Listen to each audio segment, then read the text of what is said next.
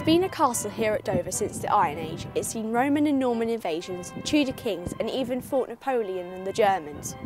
It is now a very popular tourist attraction, but 70 years ago it was a very different story. In May, just across the Channel, the British Expeditionary Force, along with other Allied forces, were being driven back to the coast by the advancing German army. They became trapped in a pocket around the French town of Dunkirk. When the order to evacuate was given, it was Admiral Bertram Ramsay and his staff that coordinated one of the most impressive actions of the Second World War. And they did that from the tunnels here and dug deep below into Dover Castle.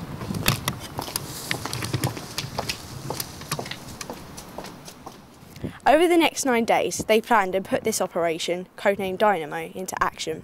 A mass of naval ships, together with merchant vessels and pleasure boats, began the mammoth task of rescuing the stranded soldiers from the beaches of the harbour of Dunkirk.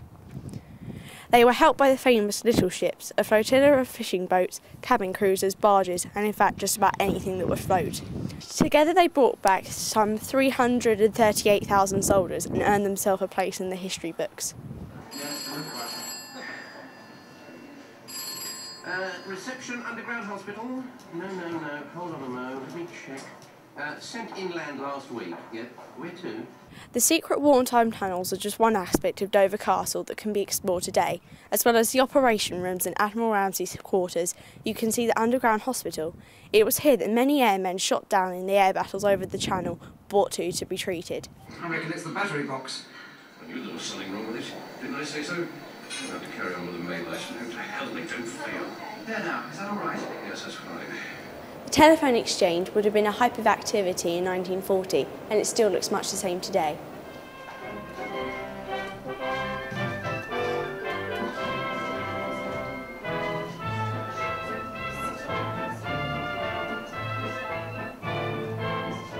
Dover Castle has witnessed many conflicts in the past centuries, but perhaps no single action was as crucial as the coordination of the Dunkirk evacuations.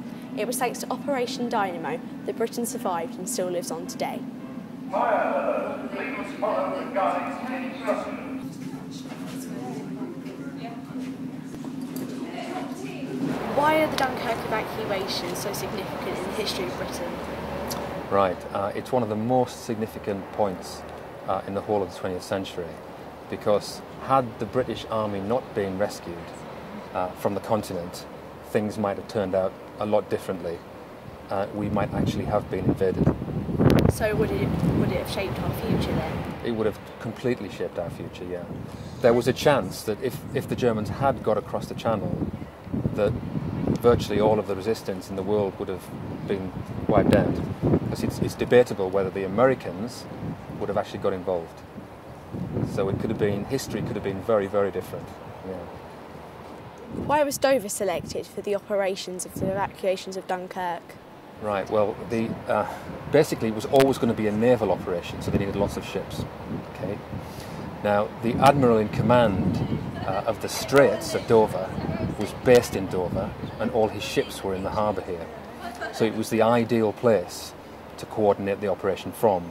And bear in mind that Dunkirk is not all that far away across the Straits. It was the perfect place, really. So was it for convenience? It was convenience, but it was also that all the infrastructure was here as well. All the, all the naval units, all the army units. There was a train station here, which was perfect. It was right on the harbour, so all the troops could be got away fast.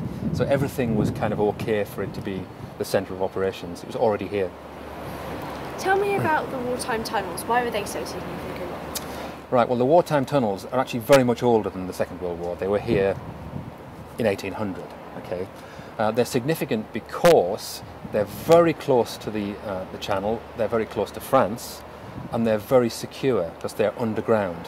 So if you're going to have important operation centres where you're coordinating and controlling all the rescue operation, it was a perfect place because it was protected deep underground, safe from shelling and bombing.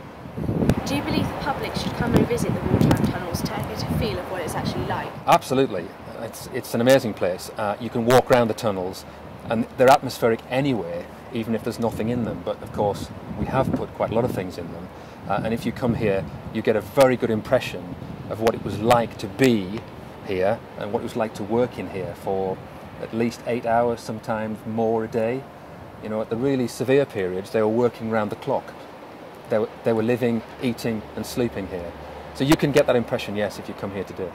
And finally, were there any nice stories that came out of the evacuations? The most interesting story, it's not a small story, it's actually quite a big story.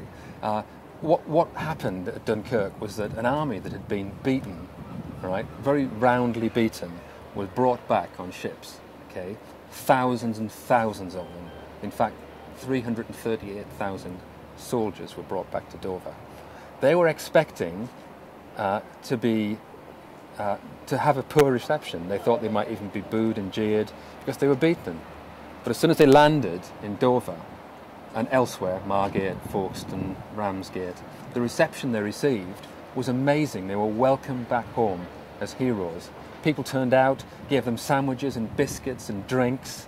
So it was almost a victory atmosphere, even though, in fact, they had been defeated.